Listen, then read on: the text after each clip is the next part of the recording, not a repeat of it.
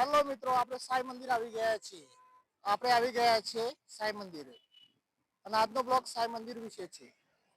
આ સાઈબાબાનું મંદિર વક્તાપુર રોડ ઉપર આવેલું છે અને હિંમતનગરથી 5 કિલોમીટર જેવું થતું હોય છે અને તે ગુજરાતનું ફર્સ્ટ મંદિર છે અને સાબરકાંઠાના અંદર આવેલું છે, જે વક્તાપુર ગામના રોડ ઉપર જ છે. દર ગુરુવારે ભક્તો આવતા હોય છે મંદિરમાં દર્શન કરવા અને રવિવારે પણ આવતા હોય છે અને ગુરુવારે કઢીને ખીચડીનો પ્રોગ્રામ હોય છે પ્રસાદ તરીકે અને લોકો આવે છે.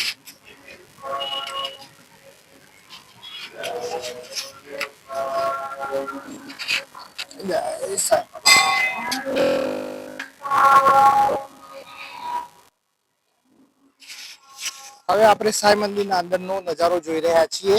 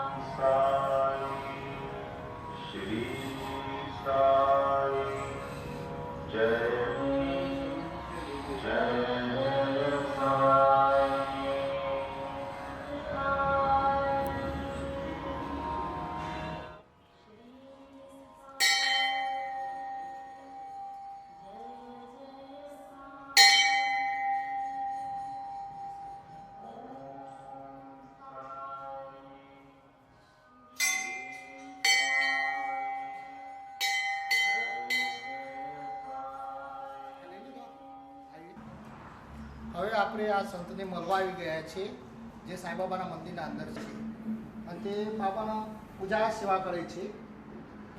બાબાના છેલ્લા 23 વર્ષથી બાબાના સાનિધ્યમાં બેઠો છું અને બાબા એક સબકા માલિક એકનું સૂત્ર આપ્યું એ પ્રમાણે અનેક ઘણા ભક્તો બાબાને માનતા હોય છે અને બાબાને વિષ્ણુ શિવ સ્વરૂપે પણ ભક્તો પૂજતા હોય છે. શિરડીમાં જેમ સાંઈબાબા અલૌકિક ચમત્કારિક કરી અને ભક્તોની ઉર્જાને પૂર્ણ કરતા હોય એ રીતેના જ આપણા વક્તાપુર શિરડી સાંઈધામ પ્રમાણે વક્તાપુર સાંઈધામની અંદર સાંઈબાબા અનેક ઘણા ભક્તોને ચમત્કાર આપતા હોય છે અને જેની સવાસેર માટીની ખોટ, નોકરી ધંધાઓના હોય કે શારીરિક આર્થિક તકલીફોમાંથી બાબાએ ઘણા ચમત્કારિક રીતે ભક્તોને ઉર્જા આપી અને ઉપર લાવી છે. અને અહીંયાની બાબતથી કોઈ ચમત્કાર ખરો બાબાનો? દર ગુરુવારે લોકો ચાલીને આવે છે, ઘણા બધા ભક્તો ચાલતા આવે છે, દૂર દૂરથી ચાલતા આવે છે. ખેડબ્રહ્માથી આગળથી ચાલતા આવે છે ઘણા બધા લોકો. બીજી વસ્તુ કે આ બાજુ બી છે ગાંધીનગર, અમદાવાદ, ત્યાંથી પણ ભક્તો દર્શન કરવા માટે અહીંયા આવે છે. કયા દિવસે આવતા હોય છે? દર ગુરુવારે દરેક ભક્તો અહીંયા દર્શન કરવા માટે આવતા હોય છે. રવિવારે પણ આવતા હોય છે. અને આ પ્રસાદીનો સમય કયા ટાઈમનો હોય છે? પ્રસાદી અમારી દર ગુરુવારે કઢી, ખીચડી, બુંદીની પ્રસાદી નિઃશુલ્ક આપવામાં આવે છે અને એનો સમય છે સવારે 11 થી બપોરે 2 વાગ્યા સુધી. અને બીજી કોઈ ખાસિયત ખરી અહીંયાની? બાબાને અહીંયા અખંડ ધૂણી ચાલુ. અખંડ ધૂણી 24 કલાક અને જે છેલ્લા 24 વર્ષથી ચાલે છે.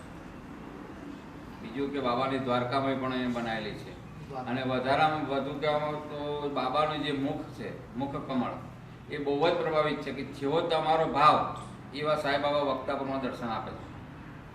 એટલો ચમત્કાર હોય છે અને લાખો લોકો આવતા હોય. દર ગુરુવારે આમ તો ઘોડાપુર ભક્તોનો અવિરત પ્રવાહ ચાલુ જ રહે છે. વર્ષના અમારા 3 પ્રસંગો છે: ગુરુ પૂર્ણિમા, રામનવમી તથા પાટોત્સવ. પાટોત્સવ ફાગણ સુધી બીજનો હોય છે અને જે દિવસે અમે 2 દિવસ માટે યજ્ઞનો કાર્યક્રમ કરતા હોઈએ છીએ અને જે યજ્ઞ મદદથી યાગ કરતા હોઈએ છીએ અને જે ટાઈમે અમે ભક્તોને 10 થી 12 હજાર ભક્તોને મહાપ્રસાદ પીરસતા હોઈએ છીએ, જે નિઃશુલ્ક પીરસવામાં આવે છે.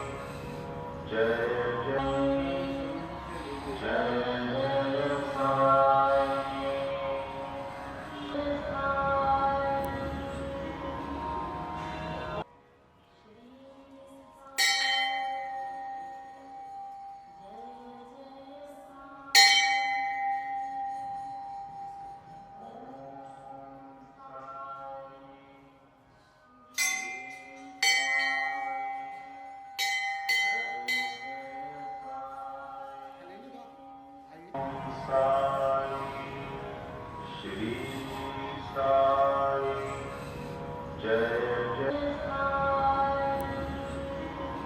ભક્તોને પણ મળી રહ્યા છે જે મંદિરના અંદર કામકાજ કરે છે, જે પ્રસાદોનું વિતરણ કરે છે. તમારે જે આવડતું હોય બોલ દો કે ચિંતા કરાવે.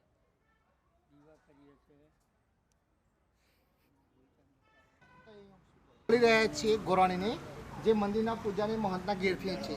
તેમને આપણે મુલાકાત લીધી છે અને મંદિર વિશે 2-3 શબ્દો કહેશે. દિવાળીના ટાઈમમાં ધનતેરસના દિવસથી ભાઈબીજ સુધી 5 દિવસના પ્રોગ્રામમાં 5000 દીવા થાય છે અને બહુ બધા ભક્તો દર્શન કરવા આવે છે બાબાના. અને બાબા હરેક ભક્તો આવે છે એની હરેક મનોકામના સાંઈ બાબા પૂરી કરે છે. બહુ શ્રદ્ધાથી ભક્તો આવે છે અને ભક્તોની આસ્થા બાબા પૂરી કરે છે. અને દર ગુરુવારે પબ્લિક આવતી હોય છે. હા, દર ગુરુવાર પબ્લિક અને આવે. બીજો કયા દિવસે આવતી હોય છે? રવિવાર આવે. રવિવાર અને ગુરુવાર ખાસ બધી પબ્લિક આવતી હોય છે દર્શન કરવા માટે. અને અહીંયાની કોઈ ખાસિયત ખરી? આ કેટલા વર્ષ જૂનું મંદિર છે? 24 વર્ષ. 24 વર્ષ જૂનું. હા, 24 વર્ષ થયા. 24 વર્ષ. હા, 24 વર્ષ થયા. ધૂણી જોવા માટે જઈ રહ્યા છે મંદિરના અંદર.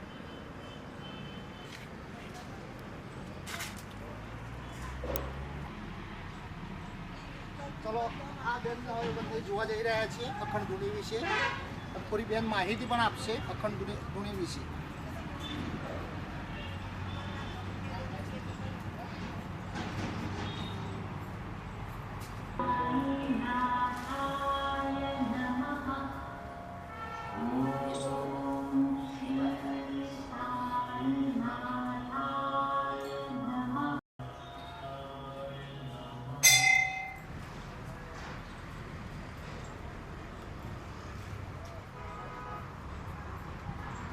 હવે આ બેન થોડી આ ધૂણી વિશે માહિતી આપશે આપણને. બાબાની અખંડ ધૂણી અમે શિરડીથી લાયા હતા. અખંડ ધૂણી શિરડીથી, હા, શિરડીથી લાયા હતા. તે વાતને 24 વર્ષ થયા. 24 વર્ષ. 24 વર્ષથી બાબાની રાત દિવસ અખંડ ધૂણી ચાલુ રહે છે. 24 કલાક. 24 કલાક રાત દિવસ.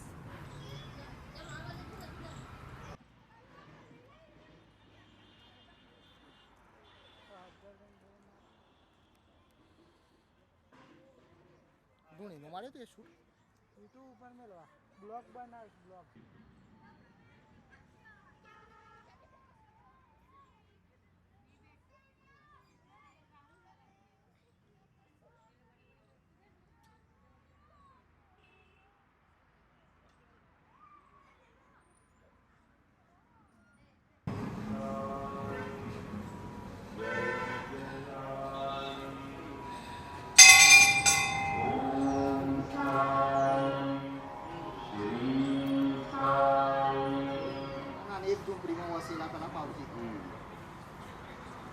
મૂળ સ્થાન શિરડીમાં આવું હતું બાબાનું.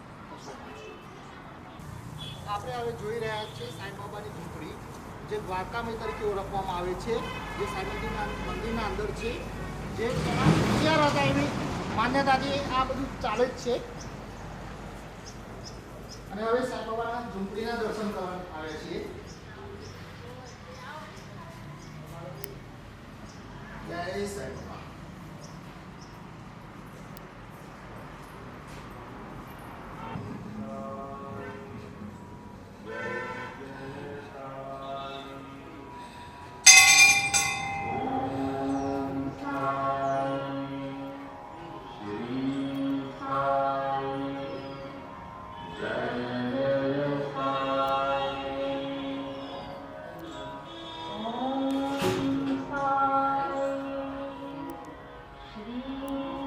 હવે ઝૂંપડી વિશે પાવજી કહી 2 શબ્દો.